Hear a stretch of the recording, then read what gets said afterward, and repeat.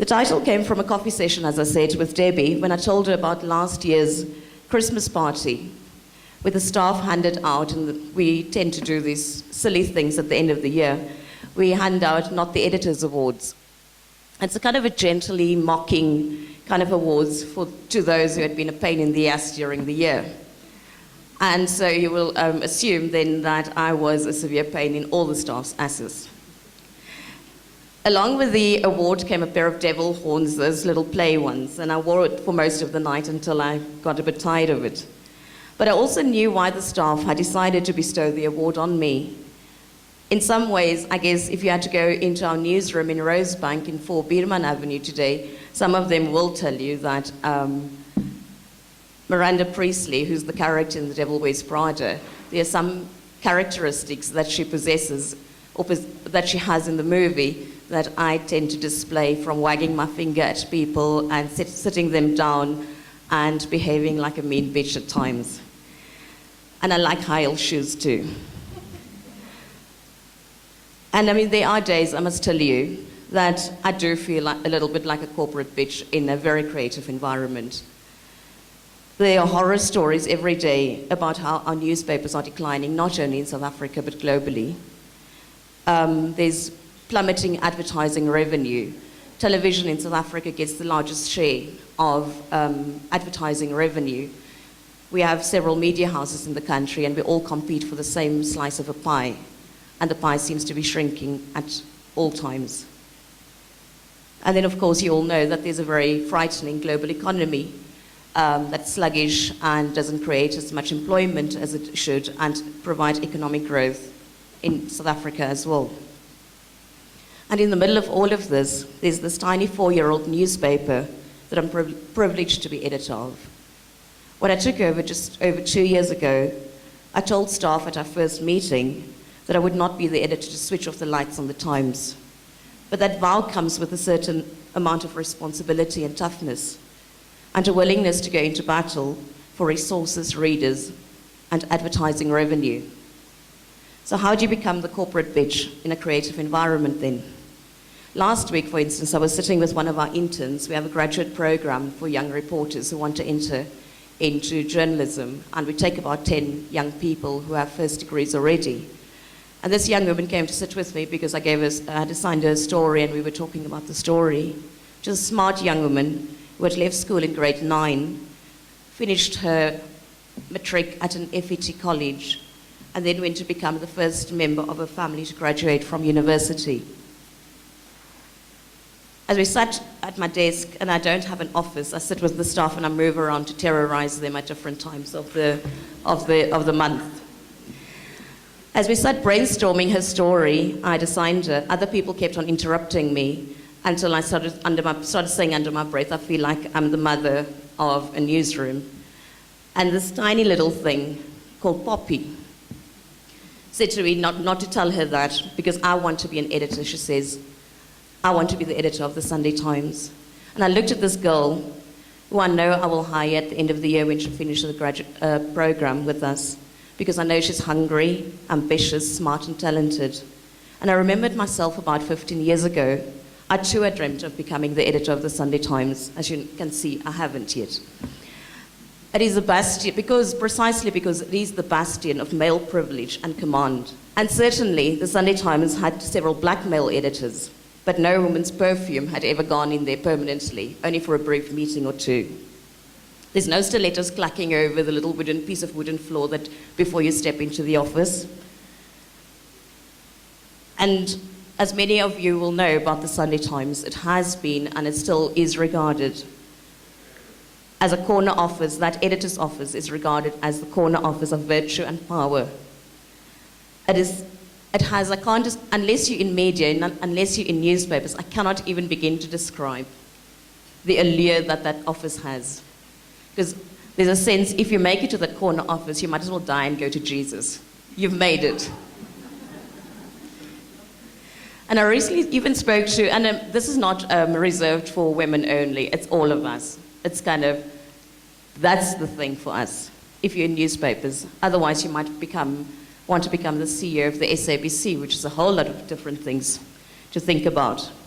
But I recently spoke to an old Sunday Times editor, an old Sunday Times colleague, a male colleague who had left the paper more than 10 years ago.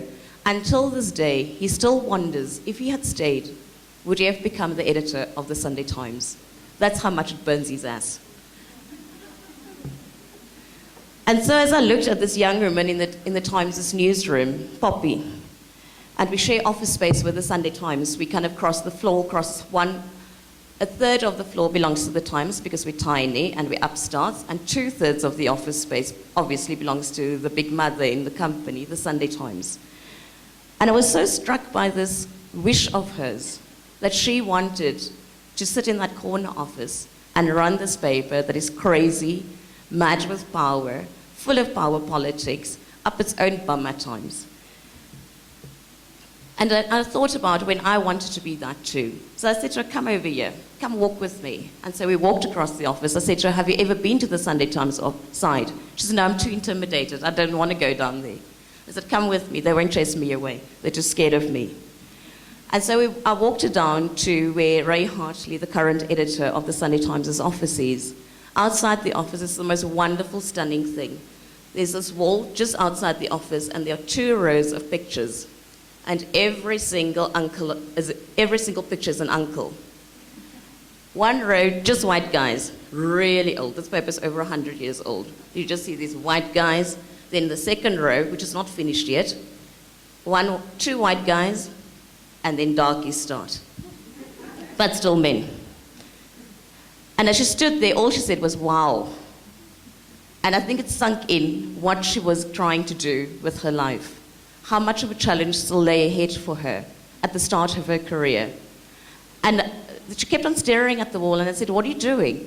And she said, I'm counting how many of the pictures will come there before I get there.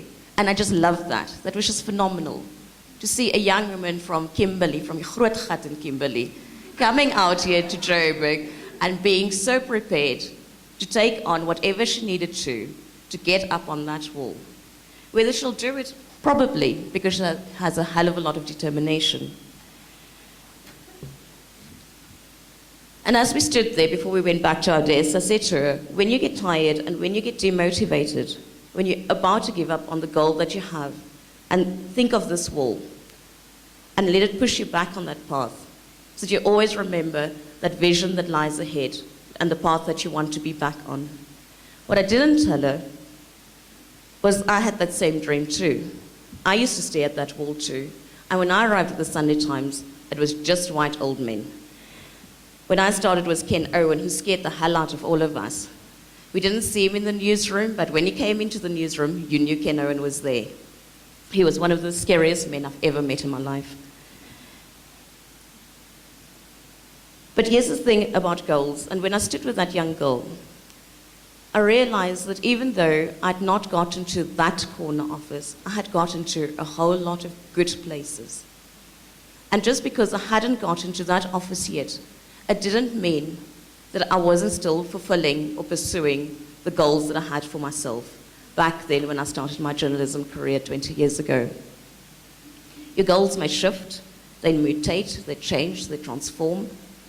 But without setting out with a clear vision of where you want to be, you can't even begin to start GPSing a journey because you'll just get lost all the time. And I think that is so important to remember wherever you find yourself in your career. You need to move forward and you need to have something, even if it's just the next step that you want to get to. Because without that purpose, what are we doing? Especially in our professional lives, especially as women, I think. Part of my goal, certainly, was to become, as I said, was to become the Sunday Times editor. And I went up to one of my bosses who's been a phenomenal person in my professional life, Mike Robertson, who's now the CEO of Avusa. And I asked him, do you think I could ever become an editor of a newspaper? And could I become the editor of the Sunday Times one day? This was about 8-9 years ago. And I asked for and when he said yes, I said, I want to go and learn then. Send me somewhere where it's small, not the Sun. I need to get out of the Sunday Times because there's only one corner office. And there's so many people at the same time vying to get into that office. And I didn't have the skills to be confident that I could move somehow to become editor of the Sunday Times. And so I went to Debbie's East London. And so with my Joburg big, bold attitude stuffed in my pockets, I found the Eastern Cape the most humbling, most truthful, and most inspiring choice I could ever have made to start my journey. But I walked into a newspaper that was called The Daily Disgrace by the residents of East London. It was profitable, but it was a bad newspaper. But on the 17th of January 2005, I walked into the Daily Dispatch. It's a heritage building. It is like a warren. You get lost in it. Parts of it will fall off at some stage. There's some balconies you can't move onto because it's fraught. And it's just a crazy building. And the building, in some ways, personified what was inside. I was so arrogant. I just thought, I come from Joburg, I've worked for the biggest newspaper in the country, I'll just show these people. Of course, I didn't realize that they had gathered intelligence about me, and I was regarded as the bitch sent from from Johannesburg. So that kind of was a negative to start out with. So I stood there, called a staff meeting, told the reporters and all the staff, newsroom staff, what a horrid paper they had. I was just so full of myself. I told them that if they didn't like what was going to happen to the paper, they would have to move elsewhere, and you have to understand there's only one newspaper, proper newspaper in East London, and it's the Daily Dispatch. So most people come there at the end of their careers rather than to begin or to spend the most fruitful part of their careers at the paper. The staff, till this day, some of the staff will tell you that they thought I was a horrid bitch from Joburg, and they were going to show me and chase me back to Joburg. But I was so full of myself, as I said, and in my first year at the paper, I fell pregnant with my second child, redesigned both the daily and the weekend newspaper, fired my deputy, retrenched a man who had been a journalist longer than I'd been alive, cried all the way back to Gunubi when I did that, and generally behaved like Miranda Priestley in The Devil Wears Prada, although a little bit darker skinned. And predictably, it ended so badly. And fortunately, I think, for me, where I'm standing now, I was 35 when I went down there, I'm 42, almost 43 now. And I'm so grateful for all of those lessons that I learned in after the first year of upheaval and struggle, and just a lack of compassion that I showed that to this day can shame me. Because I found that what I had done in that first year was so aggressive. And everything that I did had come from all the male editors I had seen around me. To be hard, to be tough, to not give in, not to show emotion, not to stand back for anyone, to prove yourself all the time. I'd been the first black person to edit the newspaper. I was the first woman to edit the newspaper. And I think as much as my experiences were new and scary, internally, my arrival there was just as scary to most people. It took me a whole year to start fixing the damage that I had wrought on that paper and its staff. And during that second year, I softened, I learned to give of myself, I learned to integrate the professional and personal lives of people with whom I worked. And I learned the very valuable lesson, it's not about the people who work for you, it's the people with whom you work. Because if you can't make that distinction, you're always stepping outside down there and they're standing behind you. And when you need champions, there's no one next to you. I started to look at them as people. I started to look at them, started to learn about them, what made them tick. I learned to understand the nuances of their faces. That when there was something wrong with them, I could see it and I could call them aside and say, what's going on with you? What's happening? Is there a problem? And I stopped being defensive, stopped being tough and having to prove myself and not to be seen to be vulnerable. And behaving, as I said, like all the male role models I've had in my career. I allowed myself to smile even. and most importantly, to care about the people with whom I work.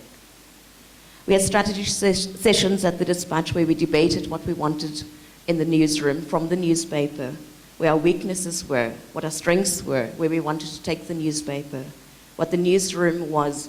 The vision, we created a vision, not only of the newspaper we wanted to offer our readers, but we created a vision of what we wanted to be ourselves. We had drinks on Friday nights. We had a lovely balcony that you could see the sea in the distance. We had informal chats. I'd call someone into my office when they messed up, gave them a talking, and send them out. The next day, what I learned to do was to just go past, touch their shoulder, so that it was a signal. What you did yesterday was bad, and there are repercussions. But I'm dealing with the issue. I'm not chucking out the person.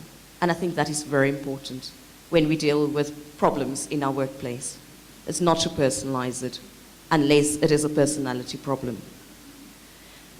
We had disciplinary, we were tough that second year, even tougher than the first year, but with a different vision and attitude. We had disciplinary hearings. Staff, we implemented strict rules and regulations on the paper, accuracy checks, threw out stories that didn't make the paper, excuse me, didn't suit our readers. My demands on staff had not changed at all. I still drove them mad. I still wagged my finger at them. I still wanted the stories in the newspaper that would make an impact and have a difference. But what had changed was me, or I had found me at the very least. The woman who was a leader and was unafraid of doing exactly that, leading from the front, but not as a tough man, but someone who embraced who I was. I told the staff at the Dispatch then, and the staff at the Times now, I'm an equal opportunity bully and charmer. I don't care who it is, I'll come after you. But I will forgive you too, and we can move along. But by mid-2008, I knew I had to leave the Dispatch. We had won every significant journalism award in the country, and the Daily Disgrace became the Daily Dispatch again. It is a paper that was edited by someone called Donald Woods. If you don't know him, go and watch Cry Freedom. He's the main character in Steve Biko's life. But Donald Woods was a very courageous editor of the Daily Dispatch, someone at whose desk I sat with a great amount of pride and humility. And for the first time, I felt that we'd given the legacy that Donald Woods had left us, we kind of started restoring it again. And that was one of the proudest achievements of my career, certainly. But my life, and this is the interesting thing about what we do as women as well, my life had come to a professional and personal crossroads where I had to make a decision about what would happen to my children living in East London with the father living in Gauteng. And so you make certain decisions. And as a parent, I think most of us, we make decisions first and foremost about our children. And we kind of think our careers will catch up. And certainly that's what I needed to do. I needed to take my children to be closer to their father, even though we were no longer together. And so I moved back to Johannesburg. For about 18 months, I worked at Business Times as the editor. And then I moved over to the Times just over 2 years ago. The Times is a very different animal to the Daily Dispatch. The Daily Dispatch is over 100 years old. The Times is 4 years old. It'll be 5 years old next month. And so, but the one thing that I found, so I had to change a whole lot of things at the Times. When it was started, it was the reason for its existence initially was to drive subscriptions for the Sunday Times, to protect the Sunday Times' growth. So basically it meant that you could publish a blank, well, you couldn't publish, you could put together a blank newspaper, pop it over someone's wall, and you didn't have to do anything because they were just getting it in any case. Unfortunately, when I moved in, Mike Robertson, again, decided to change the reason for the Times. So what we call in our industry single copy sales, which is what you get at the street corners at your garage store, where you actually make a purchase decision every single day. So suddenly the Times, that from being a a subscription paper became a single copy sales paper, and that's what we had to drive. So we had to go and compete against a whole bunch of other daily newspapers like The Star, The Citizen, Bild, Sowetan even, and that's a paper in our own group. And so the reporting had to change. The way we did work had to change. And again, I was considered the new bitch coming in. And also because editors are very different. People are different, bosses are different. So people get used to one person who is a little bit more relaxed, and then someone else comes in who is a little bit unrelaxed, who is kind of a busybody, wants to know what's going on, where's that story, why isn't it like that, why is the page looking like that? And so again, you find yourself having to adapt to people. And that's quite a challenge sometimes. But this time, at least, I had very bitter experiences to inform what I was doing. And what I find after 2.5 years at being at the Times is that it's a much happier place. It's a gentler place. And what I've learned is, for God's sake, don't try to be a man. Don't try and change your DNA. Don't try and come in there and wear flat pumps because you don't want anyone to talk about your stilettos. I know it sounds banal, but it actually sometimes goes right to the heart of who we are. There are so many expectations that are placed on women. I went to a board meet. Our board members had a lunch recently. We were about 25 people at the Grill House across the road from Avusa's offices. Out of all of the Avusa managers, there were 2 women, me and another woman. When the board members arrived, we were 5 women in the room. 3 board members and 2 of us in a room of about 25 people. And it was such a stark image. And all of us were clustered at the bottom end, one end of the table, and just had the sea of men at the end of the table. And don't get me wrong, I'm not saying everything should be at the expense of what men are and what they should be. It's about us finding a space that isn't exclusive to, or doesn't transform us into something that we're not. But I think that what I've increasingly found is that, I'm afraid to say this, in the year 2012, is that there's a boys' club. It does exist, and I'm sure that most of you have found that. But it doesn't mean that you have to go and be a bokkie and sit in a corner either. There's a lot that you can do with the power that you do have. And it is about realizing the vision that you have for yourself and what you want to do with that vision and how do you want to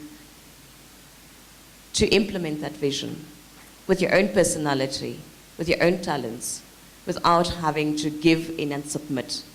And we do that enough times, I think. The last thing I want to share is 5 tips going forward that I've learned from my career. The first one is to ask for help. We're quite often embarrassed to say we don't know something and we'll suckle along and hope that we'll somehow get it right somewhere. It doesn't work like that. Just ask, because there are plenty of people who are actually kind and generous enough to give you good advice and won't set you up and trip you. And I've said this before, don't assume that you have to adopt this masculine, real man attitude in order to belong and be successful. And I'm not saying be the simpering bokkie in the corner, but there's no need to deny your gender. Men who cannot deal with it, and I found lots of them, and I'm sorry if I'm going to be very crude now. I had a fight with one of my senior bosses, and it had much to do with the space I found myself in, being in our building at least, which is a four-floor building, being one of the few senior women executives in the building, and finding that there were little clusters of men at times who made decisions and you found out about it as an afterthought. And I had a pretty big stand-up fight and the person is effectively my boss. And I said to him, I'm sorry, I can't grow a penis and go stand next to other guys at the urinal. That is not going to happen anytime soon, and I'm not prepared to do that either. And I think sometimes it's actually and it is crude, and I'm sorry about that, But sometimes we actually need to say those things, maybe not in such a crass way, but to remind people that actually, you know what, there is sometimes an exclusion, especially when you work in an environment that is very male-dominated. And my industry, certainly, it's very male-dominated still. I think in the country we have 3 women editors of newspapers. Heather Robertson, who's my colleague at the Herald, Feral Haffagy, who's at City Press, and then me. There was, I'm not sure, the Pretoria News also had a woman editor, but she left. So that gives you a sense of, certainly in the newspaper industry, just how far we've transformed. What you will find is a lot of black men, because that seems to have been the first wave of transformation. And I'm not saying it's right, I'm not saying it's wrong. I think it's appropriate for transformation to happen. But I think when somehow the message seemed to have been that once you've put in black guys in editor positions, it's okay. You don't have to go further. And I think that's a huge problem that certainly my industry has to address at some stage very soon. The other thing I wanted to say was to trust your instincts. And it's that feeling that sits somewhere in the pit of your stomach. And I've had experiences where I ignored it, and I've come to regret it. And you know that sense when you're in an unsafe place, no one's following you, but you know it's not right to be there. That's the thing I'm talking about. It's something instinctive. It's always there, but it's when you start listening to it. It's like when you're sitting in an interview, you're interviewing a senior manager or a reporter, and there's just something that says, it's not right. This person, there's something about this person that doesn't sit well with you. And you go into another interview, and there's just something open, charming, smart, ambitious, whatever and you know, as a manager, what the qualities are that you want in that person. And sometimes you can't even define it to yourself, but you know, I can work with this person. This is a good person to have on my side. And I think instead of sitting with and our HR departments love giving us long lists to tick off when you sit in an interview, sometimes that's good, but there's the other part that's also good. And I think one should actually allow that other part to play a very pivotal role when we make decisions sometimes. And this is my hard lesson, is to find a balance in your life. If you have a family, you need to find champions in the workplace who will understand your need to be with your family. You don't have to come in I come in at 7:30 in the morning and I leave at 7 o'clock at night. I am an exceptionally bad mother. My children's bedtime is 8 o'clock. So you can see how much time I spend with my children in the evening. We drive each other demented by eating each other up almost when I get home in the evening. It's too much. You should be able to find people within your workplace who are capable of doing what is expected of them. That's a professional workplace, so that you can go home. I have a male colleague who told me he promised his daughter when she was born that he would be home to bath her. She's now 8 years old. He still leaves at 5:30. But some of us won't do that. Other thing, never sleep with your boss. Bad mistake. Or for that matter, someone in your office.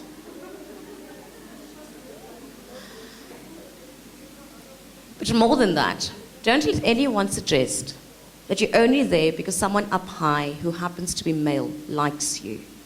And that happens quite often. I sat in a meeting a few years ago, just come back from East London, and I was the editor of Business Times. Sunday Times had gone through a massive problem, credibility problem, and we had brought in a whole bunch of people to do a survey and research into what the key problems were at the Sunday Times. I'd been there one day, so I wasn't part of this research. All senior managers were sitting around the boardroom table and discussing how we were going to publicly manage, because everyone knew about the process, how we're going to publicly manage the results of this report. And I sat there, and we were about 10 people. And one of the people in the room who had been mentioned quite significantly in a negative way in the report, started talking, and she said, you know, how do you deal with the fact that people say that I am where I am because someone in the company is my brother? And for instance, that Felicia's only where she is because she slept with my brother. And this was in a meeting, and I just like went back and I kind of left it, and no one spoke. It was like this very awkward, demeaning silence. After that, I went to her, I closed the office door, and I said, I will fuck you up if you ever do that again. I mean, okay, excuse my language. But the point was to tolerate that kind of stuff, to allow people to damage your reputation just like that with a careless comment. It takes so much to repair the damage once it's done, because something sticks with someone in that room. And you're the one who walks through that building every single bloomin' day with someone saying, did you hear what they said about Felicia? And I'm sorry, I'll work my ass off. And I'm not going to have some vain, insecure person come around and actually destroy my credibility in the industry that I love to be in. And I think we need to be tough about those things at times, and I don't think we are tough enough to challenge when people start attacking us. It's what Debbie said about other women who pull you down. Whether it's a man or a woman, I don't care. You don't talk to me. You don't talk to me like that, and you certainly don't talk to me in my face or behind my back like that. Lastly, excuse yourself when you need to go to the bathroom.